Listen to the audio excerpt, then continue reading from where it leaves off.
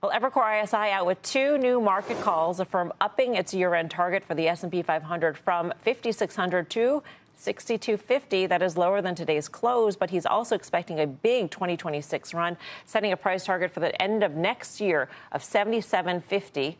That implies a 21% gain from here.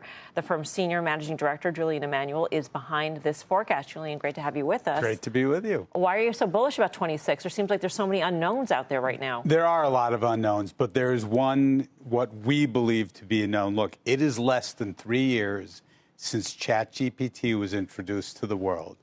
And all the work that we've done over the course of that time shows that AI has every potential to be as significant, if not more, than the internet revolution. It's already started to permeate across all of industry, across all of society. And when actually the strange thing is what got us thinking about being more aggressive was the turn down in March and April.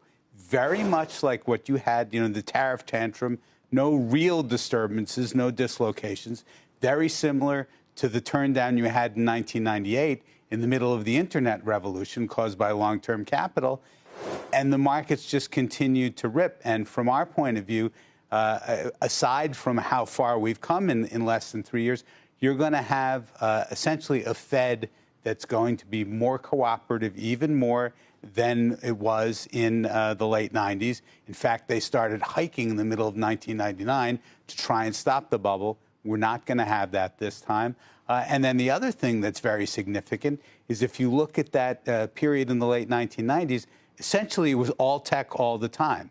The advanced declines peaked 2 years before the bubble, and we're turning down. We have a participatory democracy that today, sounds nice. Absolutely. I mean, look at today, a bad day for the markets, but still you were green with energy, consumer staples, and healthcare. And then after the close, we're back to our regularly scheduled AI type advancing. Julian, do you worry a little bit about a pull forward? You think about the CapEx. We've had hundreds of billions of dollars. There's some estimates that in 2030, there's going to be $1 trillion alone that's being spent. And so the other side of your call, we can go back and look at 95 through 99, average returns, the S&P 25%, but then we lost 85% in the NASDAQ from its highs to its lows. I'm not saying that's ever going to happen again, but you're pulling forward just a lot of CapEx and just a lot of, and a lot of the valuations actually show that right now. It is definitely a concern, no question about it, and part of our reluctance and part of our view that actually you're likely to have a pullback besides September being September, living up to its reputation on day one, is this idea that valuations have become quite high. But when you think about what we've seen the last 25 years, going back to Y2K, you had a bubble then, it burst at 28 times. You're nowhere near that. And then you had successive other bubbles.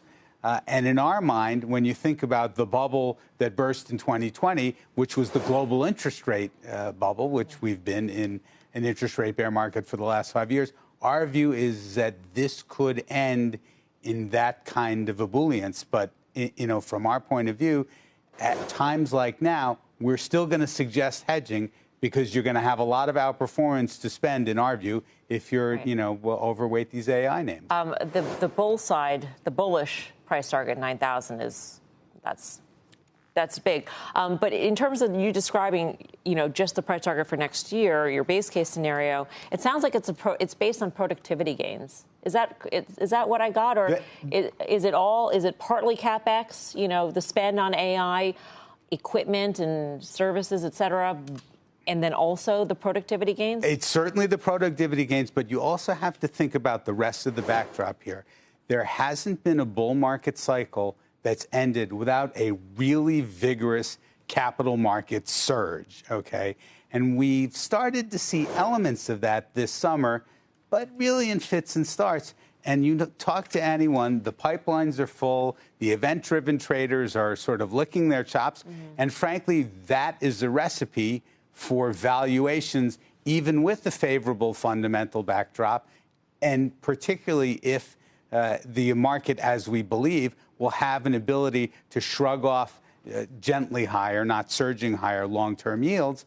That's all part of the recipe to get us to 77.50. Given the aftermath of the last jobs report, how important is this one? And what should the market be rooting for? Hard one. It is a very difficult one. We're slightly above consensus in terms of our view. We think 115,000 on Friday. I would say in this environment, given the view that you're going to get a rate cut in September regardless, you'd rather have a stronger report.